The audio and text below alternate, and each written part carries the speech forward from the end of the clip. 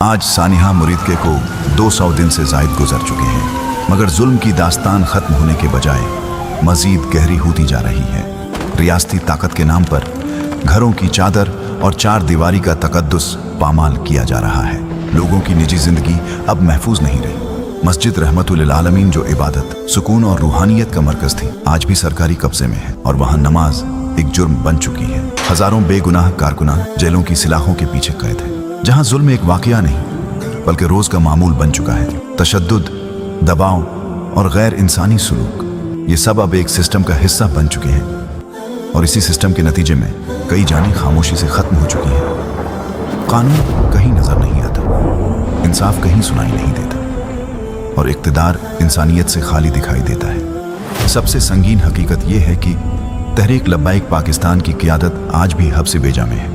न अदालत में पेशी, न कानूनी तकाजे, न कोई जवाबदेही। ये सिर्फ एक केस नहीं, ये एक सवाल है रियासत, कानून और इंसाफ के निज़ाम पर। मुल्क भर में एक खामोश अंधेरा फैल चुका है, लेकिन इस अंधेरे के बावजूद हौसले टूटे नहीं। दबाव बढ़ा मगर अज़्म भी बढ़ा, जुल्म बढ़ा मगर इस्तिकामत भी बढ़ी।